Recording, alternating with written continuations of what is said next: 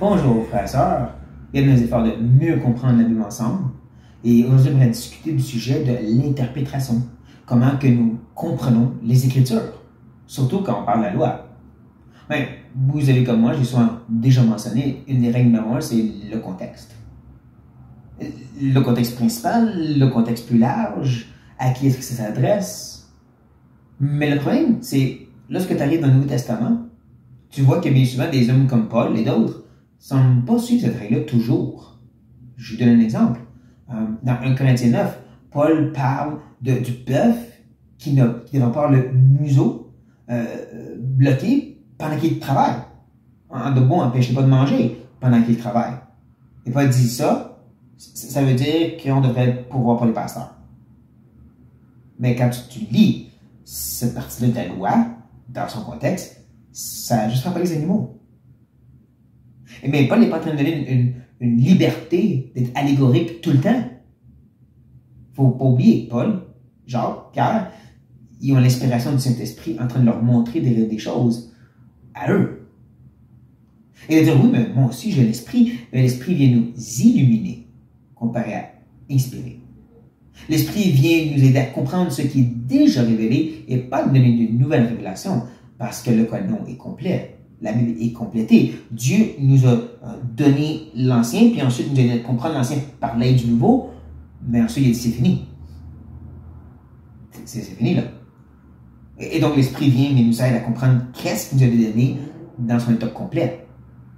Qui revient donc à dire qu'est-ce qu'on fait avec la loi, mais on va aller dans son contexte. On fait attention justement à l'interprétation de ce sens-là. Et c'est là que j'amène le Deutéronome 22. Et une petite loi bien connue qui dit ceci.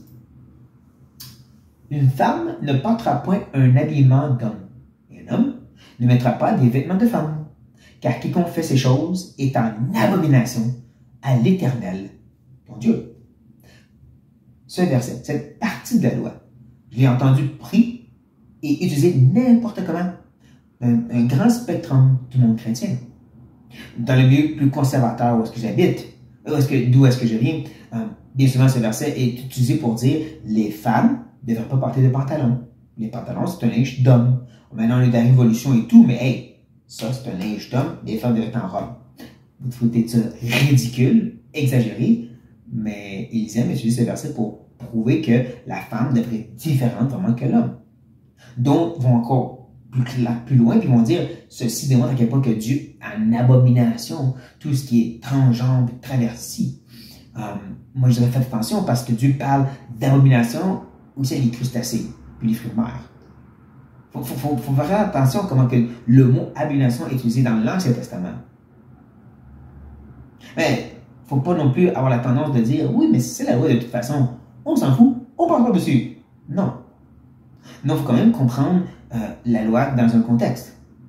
Et c'est pour ça que si on prend ceci au sérieux, il ne faut pas oublier que dans le même chapitre, juste un peu plus loin, voici qu'est-ce que Dieu continue à dire.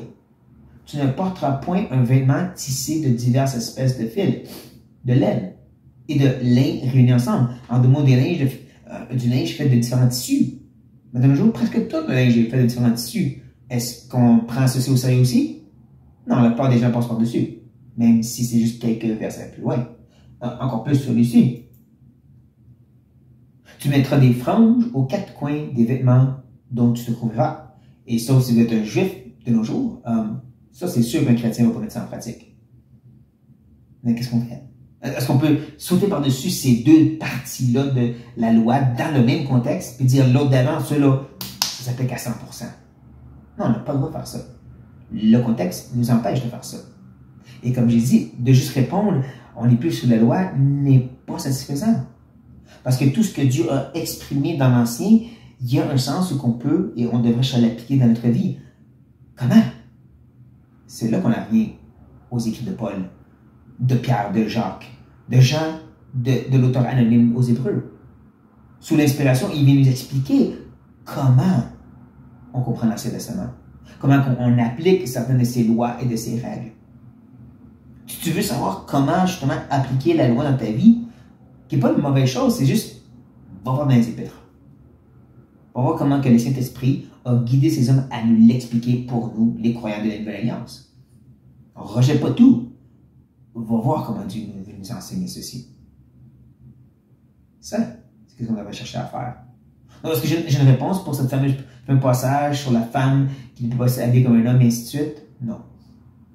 Ce que je dis à la place, c'est d'aller lire le Nouveau Testament attentivement et laissez-les vous enseigner sur ce que Dieu a à nous dire.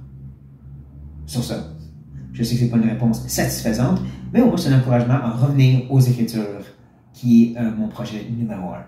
Donc, soyez bénis. That's all.